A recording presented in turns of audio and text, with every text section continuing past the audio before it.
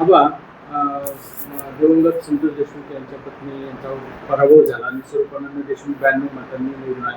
काय वाटतं बरं कसं आहे? कारण बऱ्याच दिवसापासून ह्या निवडणुकीत खूप चर्चा होती, भावनिकता होती.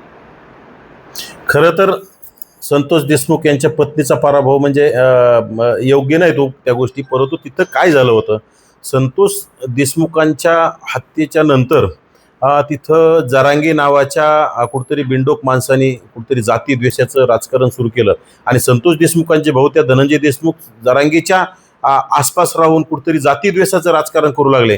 बजरंग सोनवणेच्या संपर्कात राहून जातीवाद वाढवण्याचं काम केलं. त्यामुळं गावगाड्यात काय तिथं काही एकटा मराठा समाज नाही, तिथं बहुजन समाजातले सर्व लोक राहतात आणि लोकांनी कुठेतरी विकासाला महत्त्व देण्याचं काम केलं असेल. जाती द्वेषाला लोक कंटाळून गेले असतील. प्रत्येक गोष्टीचं समजा भावनिकतेचा विषय असतो, परंतु भावनिकतेच्या आडून जातीवादाचं राजकारण व्हायला नव्हतं पाहिजे आणि तिथं सातत्यपूर्ण जातीवादाचं राजकारण केलं आणि जातीवादामुळंच हा जरांगेच्या संपर्कात राहिल्यामुळं आणि खरं तर हा पराभव देशमुख फॅमिलीचा नाही, हा पराभव मनोज जरांगेचा आहे, हा पराभव बजरंग सोनवणेचा आहे आणि सगळ्या जातीवादी विचारसरणीच्या लोकांचा पराभव आहे. नक्कीच धनंजय देशमुखांचा स्वभाव आणि त्यांचा साडू तो दादा खिंडकर गुंडगिरी आणि गुंडगिरी दादागिरीचाच प्रकार सुरू त्यांचा झालेला होता. धनंजय देशमुख सुद्धा कुठेतरी राजकारणाचं त्याला एक स्वप्न आणि राजकारणाचे त्याला डोहाळे लागले होते आणि खरं तर आता भाऊजाईला सरपंच केल्याच्या नंतर त्याला जिल्हा परिषद पदाचे डोहाळे लागले होते.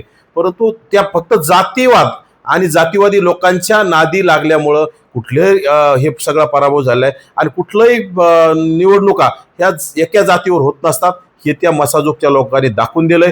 खरं तर धनंजय देशमुख आणि धनंजय देशमुखांच्या पॅनलमध्ये सगळं ते मराठा विचाराच्या जरांगीच्या बिंडोक जरांगी बिंडोक असणाऱ्या माणसाच्या पिलावळीची सगळी टीम होती आणि ह्या जे दुसरा स्वरूपानंद देशमुख आहेत, खरं तर ते दोन्ही देशमुख आहेत, पण स्वरूपानंद देशमुखांसोबत गावगाड्यातील बहुजन समाज सोबत होता आणि त्याचा तो विजय झालाय. कारण की जातीवादाला थारा न देता लोकांनी कुठेतरी भावनिकतेच्या आडून राजकारण करणाऱ्याला बाजूला करून स्वरूपानंद देशमुख यांचा विजय केलाय आणि कुठेतरी राजकारणाचे डोहाळे लागलेल्या आणि जिल्हा परिषदेचे डोहाळे लागलेल्या धनंजय देशमुखांचा हा मोठा पराभव म्हणावा लागेल, मनोज जरांगेचा पराभव म्हणावा लागेल.